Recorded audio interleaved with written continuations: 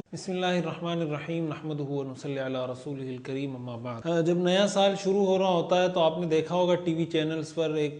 بہت سارے شوز شروع ہو جاتے ہیں 2023 میں کیا ہوگا، بہت ساری پوسٹیں بننا شروع ہو جاتی ہیں، شیئر ہونا شروع ہو جاتی ہیں۔ ہر آدمی اپنی جو نجومی ہوتے ہیں، جو کاہن ہوتے ہیں، وہ مختلف قسم کی رپورٹیں پیش کرنا شروع کر دیتے ہیں کہ 2023 میں یہ ہوگا، اس کا تختہ الٹے گا، وہ ایسا ہوگا، وہ ویسا ہوگا۔ تو میں نے سوچا کہ اس کے حوالے سے جو شرعی نقطہ نظر ہے وہ ہمارے سامنے ہونا چاہیے کہ اس طرح اگلے سال کے لیے پیشن گوئی کرنا، یا پھر اس میں اگر کوئی بدفعلی کا وہ ہو کہ اگلے سال کو یہ ڈیمیج ہو سکتا ہے، خدا نخواستہ یہ نقصان ہو سکتا ہے، شرعی نقطہ نظر سے اس کی حیثیت کیا ہے؟ دیکھیں، قرآن کریم میں اللہ تعالیٰ نے ارشاد فرمایا ان اللہ عنده علم الساعة وينزل الغيث ويعلم ما في الارحام وما تدري نفس ماذا تكسب غدا وما تدري نفس بأي ارض تموت۔ 5 چیزیں اللہ تعالیٰ فرماتے ہیں جو غیب کی کنجیاں ہیں، جس کا علم صرف اللہ کو ہے۔ ان میں سے ایک اللہ تعالیٰ فرماتے ہیں ما تدری نفس ماذا تکسب غدا، کوئی شخص یہ نہیں جانتا کہ کل وہ کیا کرے گا، کل وہ کیا کمائے گا، اس کو نہیں پتا۔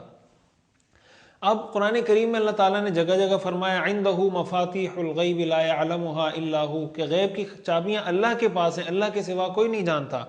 لا يعلم من في السماوات والارض الغیب الا اللہ، آسمان و زمین کے غیب کو اللہ کے سوا کوئی نہیں جانتا۔ وللہ غیب السماوات والارض، اللہ ہی کو آسمان و زمین کی غیب کی معلومات ہیں، کسی اور کو نہیں۔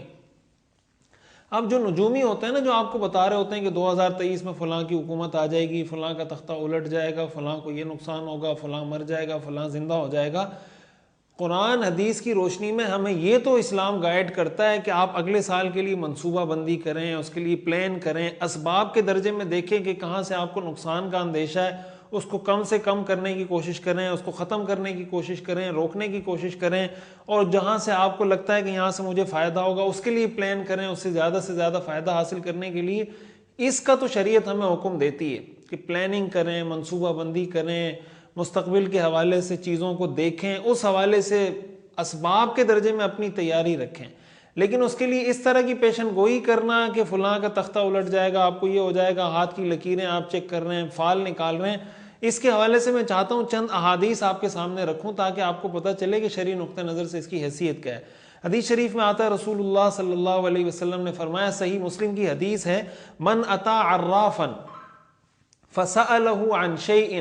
فصدقہ لم تقبل لہ صلاۃ 40 یوما۔ صحیح مسلم کی حدیث ہے، آپ نے فرمایا جو کسی کاہن کے پاس، کسی نجومی کے پاس، کسی غیب کی خبریں دینے والے کے پاس آیا، اس سے کوئی سوال کیا اور اس کی تصدیق کی کہ ہاں تم جو بات کہہ رہے ہو ایسا ہی ہوگا، میں آپ کی بات کو تسلیم کرتا ہوں، آپ نے فرمایا اس کی 40 دن کی نمازیں قبول نہیں ہوتی۔ ابو داؤد شریف کی ایک حدیث ہے، رسول اللہ صلی اللہ علیہ وسلم نے فرمایا، من اتا کاہنا فصدقہ بما یقول فقد کفر بما انزل علی محمد صلی اللہ علیہ وسلم، کہ جو کسی کاہن کے پاس گیا، اس سے مستقبل کی خبروں کے بارے میں پوچھا اور اس نے کوئی خبر دی، اس نے تصدیق کی کہ ہاں تم بالکل جو کہہ رہے ہو ایسا ہی ہوگا، میں تمہیں سچ سمجھتا ہوں، آپ نے فرمایا اس شخص نے اس دین کا، اس قرآن کا انکار کیا جو محمد صلی اللہ علیہ وسلم پر نازل ہوا تھا۔ ایک اور حدیث مستدرک حاکم کی حدیث ہے، صحاح ستہ کے اندر 4 کتابوں میں موجود ہے، رسول اللہ صلی اللہ علیہ، حضرت ابو ہریرہ رضی اللہ تعالیٰ عنہ فرماتے ہیں، من اتا عرافا او کاہنا فصدقہ بما یقول فقد کفر بما انزل علی محمد، اس کا بھی وہی مفہوم ہے۔ اسی طرح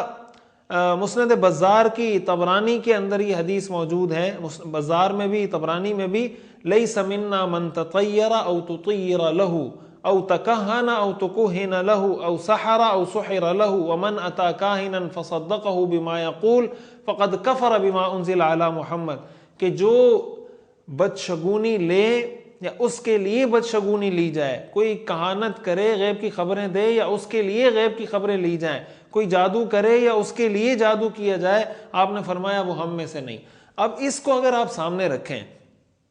تو یہ جو ہمیں خبریں دی جا رہی ہوتی ہیں، ٹی وی پر شوز کیے جا رہے ہوتے ہیں، پروگرام کیے جا رہے ہوتے ہیں، بچے دیکھ رہے ہیں، بڑے دیکھ رہے ہیں، جوان دیکھ رہے ہیں، اور اس کو ہم ایک طریقے سے اپنے ذہنوں میں اتارتے جا رہے ہیں۔ ایک تو یہ اس وجہ سے ناجائز ہے کہ یہ کہانت ہے، یہ غیب کی خبریں دینا ہے، یہ مستقبل کی خبریں، پیشن گوئیاں، اس ٹائپ کی خبریں دینا ہے جو دینا جائز نہیں ہے، جس سے احادیث میں منع کیا گیا ہے۔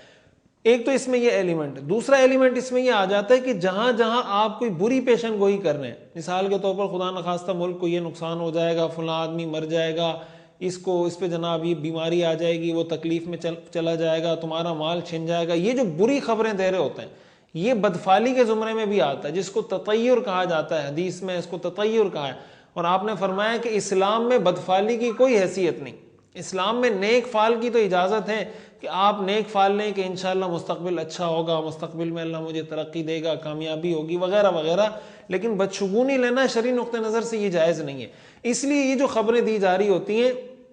اس کی شرعی نقطہ نظر سے کوئی حیثیت نہیں۔ حدیث میں آتا ہے رسول اللہ صلی اللہ علیہ وسلم کے سامنے کاہنوں کے بارے میں بات کی گئی تو آپ نے فرمایا لیسو بشیئن، یہ کچھ نہیں ہے۔ رسول اللہ صلی اللہ علیہ وسلم کی یہ تعبیر ہے کہ یہ کچھ نہیں ہے، ان کی کوئی حقیقت نہیں ہے۔ لہٰذا ایک مسلمان کو کا یہ عقیدہ مضبوط ہونا چاہیے، ہاتھ کی لکیریں دکھانا، فال نکلوانا، لوگوں سے پیشن گوئیاں